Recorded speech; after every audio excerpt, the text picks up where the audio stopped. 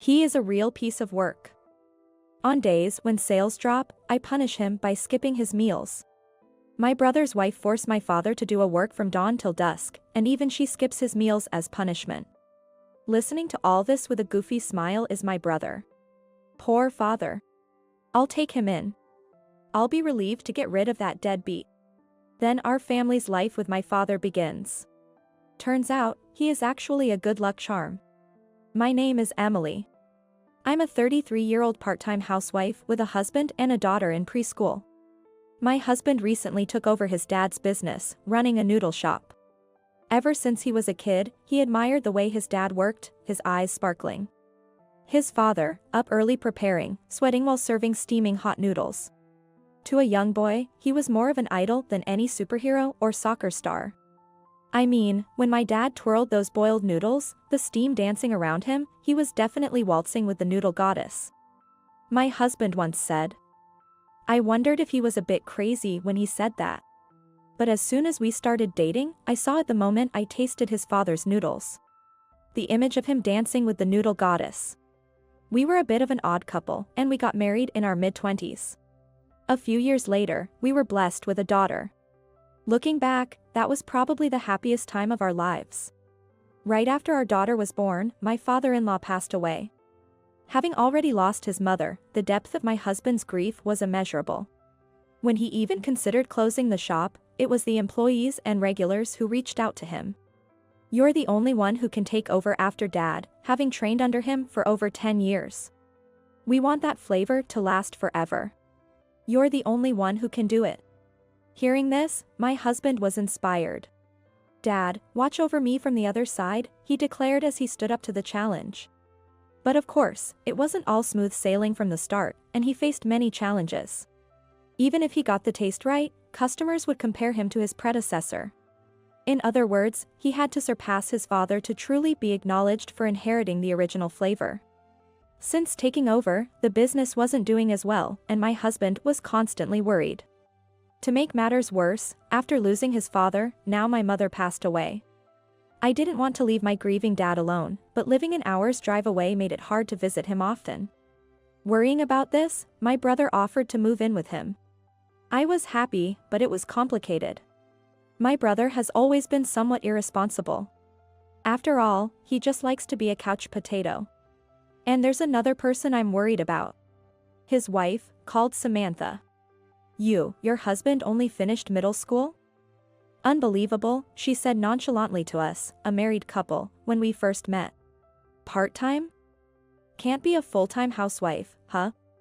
As a woman, that's a loss, she said, looking down on me. And then, my brother and his wife didn't even attend our mother's funeral. Apparently, my brother quit his salaried job and started running a cafe, claiming he was too busy. When did you even study cafe management? I asked. He casually replied, I used to skip work to go to cafes. They were so fun, I thought I might as well start my own, leaving me dumbfounded. Since living with my father, they've even got him helping out in the cafe. And without pay. What about your wife, Samantha? Shouldn't she be the first to help? I don't work. A man's job is to support his wife. Why on earth is my brother supporting such a person? Then, one day, we decided to visit my family home on a rare day off. Though we'd informed my brother in advance, when we arrived, only Samantha was there. Hi, Samantha. Long time no see. Yeah, hi. Just make yourself at home. I'm going to watch TV. As usual, she hasn't changed a bit. Where's my brother? He suddenly decided to open the cafe today because of a sales slump this month. Oh, I see.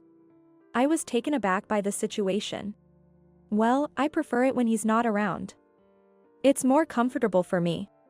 My brother's sudden work commitment was surprising, but even more so was my sister-in-law's attitude. Saying she's better off without her own husband, especially in front of his sister? Classic her. As I entered the living room, thinking how she never changes. I found it empty.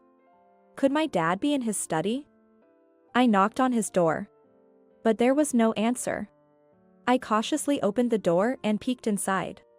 What? I was at a loss for words. What used to be my father's study was gone. Instead, there was a room painted in an overwhelmingly toxic pink. So pink, it was blinding. My eyes are hurting, but what's with this pink? Samantha. Dad's study has been weirdly changed. Could it be that Dad has developed dementia? In a panic, I called out to my sister-in-law in the living room. However, Samantha was just lounging on the sofa, watching TV, completely unfazed. "Ah, it's fine, it's fine. That's my room now," she said nonchalantly. Wait, wasn't that Dad's study? It was just a waste of space. Books are useless, you can't eat them.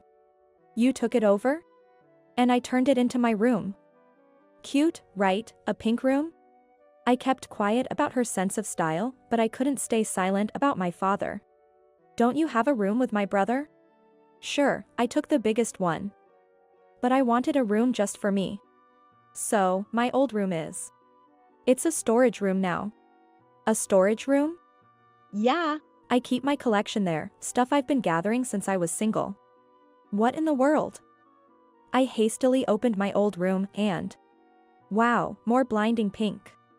How much does she love pink? Mom, that's a lot of pink. My daughter exclaimed, her eyes wide with surprise as she looked into the room. Even for a little girl who typically adores pink, this was just too overwhelming. That's how excessively pink my old room had become. There were mountains of cardboard boxes almost reaching the ceiling. And an overflow of pink items filled every corner of the room. I couldn't help but wonder if the floor could withstand all that. But my current concern was something other than the excessive pink. I hurried back to the living room and confronted Samantha, who was comfortably sitting with a pink cushion. Where's Dad's room? Dad's study and my old room had been taken over by pink, and the large room was now my brother and Samantha's. This house, excluding the living kitchen, only has 3 rooms. They were once my parents' room, my brother's room, and mine. After my brother moved out, it became Dad's room. Where in the world was my father sleeping now? I had thought he might have turned the study into his bedroom. To my astonishment, Samantha casually replied, "He's been sleeping on this sofa," as she nonchalantly dropped crumbs from her cookie onto it. What? Stunned, I was at a loss for words, and then I heard commotion at the front door. Going there, I saw my father, looking pale, being supported by my brother. "Dad, what's going on?" I asked, supporting my father as he seemed about to collapse. But my brother just shrugged lightly and said, "He fainted while helping out at the shop," as if it wasn't a big deal. Fainted? Did you take him to the hospital? It's too much hassle. What? Hospitals are just a waste of money. Anyway, if you're free, can you help out at the shop? Help you? No way, you good for nothing. Make your wife work first. After yelling at him, I quickly took my father to the hospital. Returning home, I confronted my brother and his wife. The doctor said it's overwork. How much did you make Dad work? Yes, overwork was the reason my father had collapsed. Now he was lying on the sofa, making me realize he truly didn't have a proper bed. Contrasting with my red face and anger, my brother and his wife continued to be nonchalant. How much? It's no big deal. He just gets up at 3 a.m. for opening prep, then handles customers when the shop opens. In between, he does the dishes and cleaning. Oh, and the closing tasks after 8 p.m. Are you a monster or a devil? Even prisoners get breaks, but this treatment was just too cruel, and my anger knew no bounds. Yet, my brother seemed completely oblivious to why I was so upset. We're letting him live with us, so he's gotta do at least that much. What? Speechless at his words, I was met with nods of agreement from Samantha. That's right. Your father is just not useful. On days when sales are down, we punish him by skipping meals. But it seems like that's still not enough to make him reflect. Oh, and of course, he's skipping meals today too. What? Wait a minute, what did you just say? Useless? Punishment? Skipping meals? That's unbelievable. My father, I met after so long, was physically and mentally worn out. No wonder, considering such brutality. I was so furious, I couldn't even find the words. Well, that's the situation. Please feel free to take him with you. What? Confused by Samantha's words, I tilted my head, and then a duffel bag was abruptly placed in front of me. What's this? This is all of father-in-law's belongings. Wait, all of Dad's stuff is just this? That's right. No way, that's impossible. All of my father's personal belongings from living in this house are just in one duffel bag? Disbelieving, I looked at my brother, who was smirking and nodding. Is it really just this one bag? That's why we're having the deadbeat leave. What? I let out a dumbfounded exclamation at Samantha's words. But my brother also nodded in agreement. Yeah, any more cohabitation is a nuisance. He's useless, so Emily, please take him. What? I was about to burst a blood vessel at the flippant attitude of my brother and his wife. That's when it happened. My daughter's cheerful voice echoed through the room. Wow, Grandpa's coming to live with us? Yay! I didn't expect my daughter, who had been playing with her dad, to be listening to our conversation. With a mix of surprise and confusion, I asked her. Do you want to live with Grandpa? Yes, I want to live with Grandpa. She's just a young girl, likely not fully understanding the deep situation. Yet, her words gave me the encouragement I needed. I looked at my husband, who was holding our daughter. Honey. He must have understood the plea in my eyes. He quietly nodded and said, yes, that's fine. Let's do it. Let's take in your father.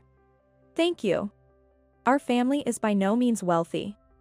The noodle shop's business is not exactly flourishing, and my part-time job doesn't bring in much income. Life is definitely going to be more challenging. But I can't help it. I just can't leave my father like this. Dad. I softly called out to him as he lay there. Let's go home. Let's go back to our house together. As I said this, my father opened his eyes slightly and said in a trembling voice, thank you. I'll be relieved to get rid of that deadbeat. Samantha threw those words at us as we were leaving. With her harsh words behind us, we took Dad home. I was filled with frustration. I was angry at losing our beloved family home, but more than that, I felt ashamed for having trusted such a brother. I'm sorry, Dad. I had no idea my brother had become like that. My brother has always been a bit of a slacker, but he used to be better than this. Sure, he had his rebellious phase and clashed with our parents, but I never thought he could be capable of such cruelty. But Dad, with a weak smile, shook his head. Don't worry about it. It's my responsibility for raising him that way. Besides, I pushed myself too hard trying to help my son. My father's kindness brought tears to my eyes. I held back my tears and said, you don't have to work anymore. We can't afford luxuries, but, please, take it easy and rest. With a preschool daughter to care for, I can't increase my part-time hours.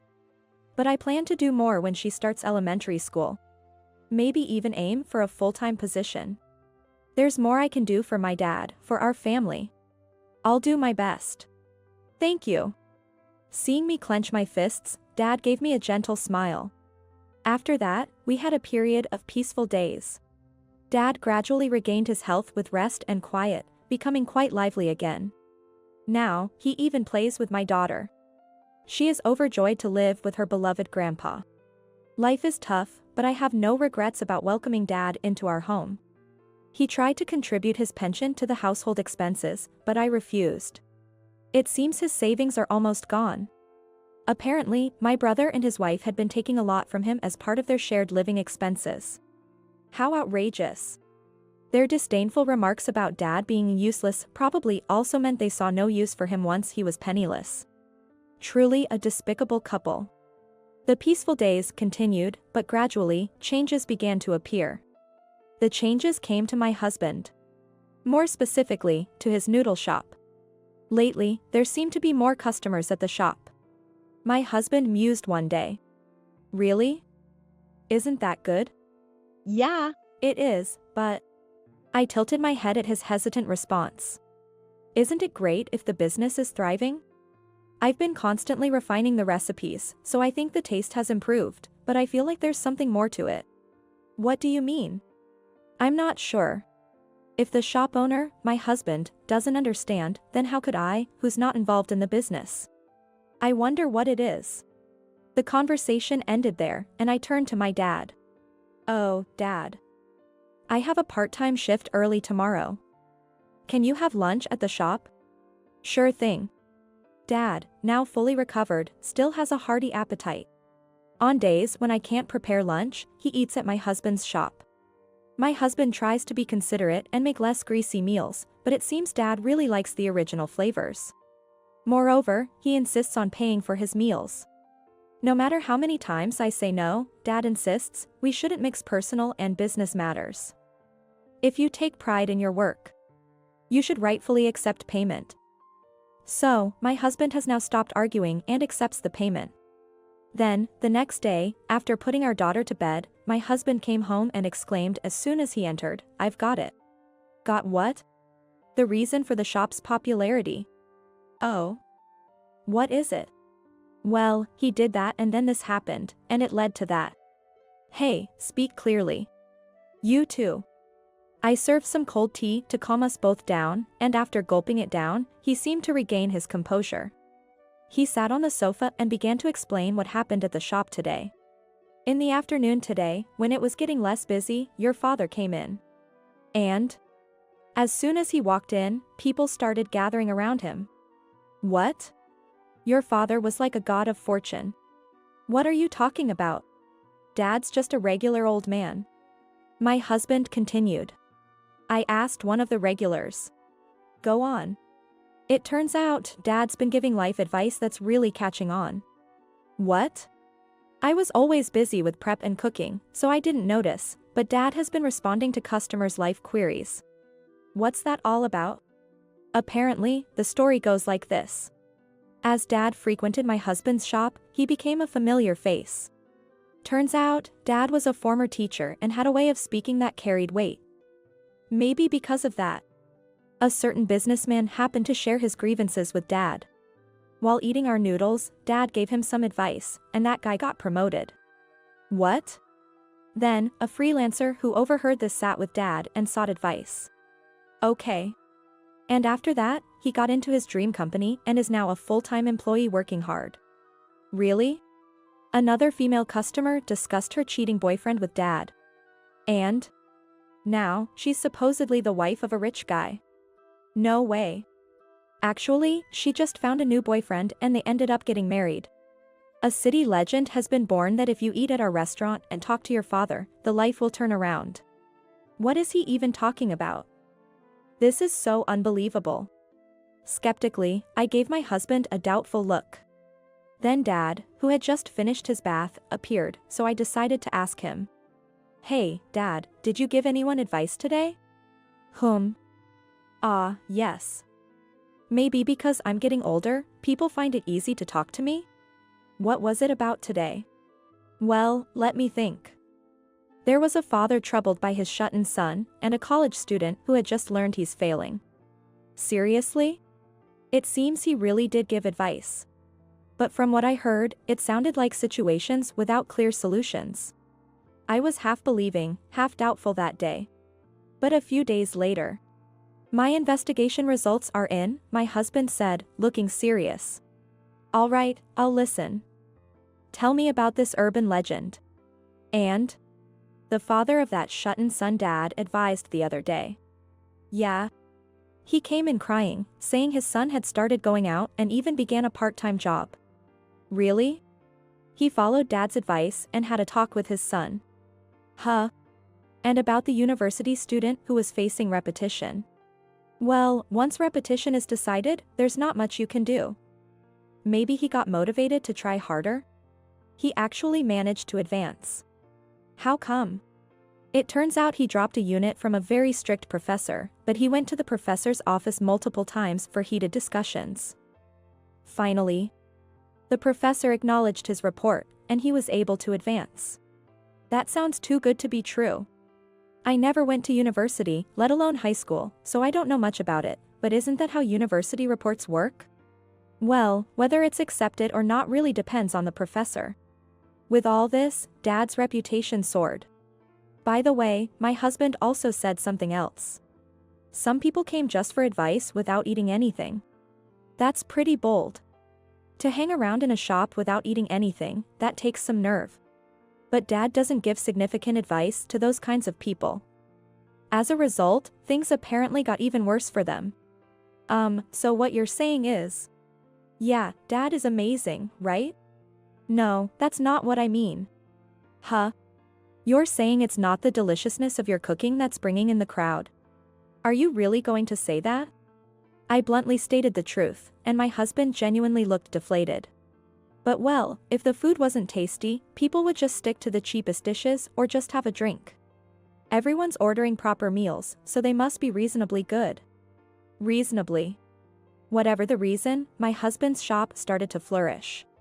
Of course, the shop is busy even on days and times when Dad doesn't go there, so it must be genuinely tasty. Good job, honey. Just when everything seemed to be going smoothly, that's when the storm arrived. Yes, it was my brother and his wife. It happened one day when I was off from my part-time job and went to my husband's shop with Dad. Despite it being before opening hours, the doors suddenly swung open, and in burst my brother and his wife, shouting, "Give us back my father." They looked furious.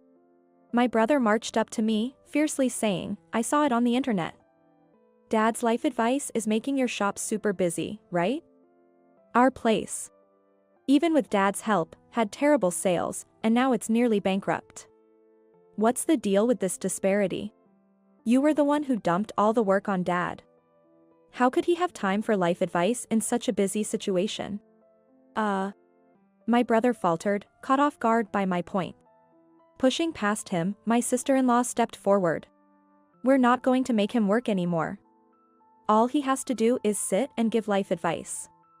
Look, Dad would prefer to live in his own home, right? We've come to take him back, so let's go." What an audacious claim. They kick him out and now flip their stance so casually, it's astonishing. As if I would hand Dad over to you two devils. Just as I was about to retort, Dad stopped me. He stepped in front of me, signaling me to stop. Then he stood silently before my brother and sister-in-law and said something to them quietly. "I understand the situation with your shop. At this rate, your shop is likely to go under. So, Dad, you should come to our shop and do life advice. Let me make this clear, the people who come to me for advice are here primarily because they want to eat at this restaurant." "What? But your shop, a cafe, is no good."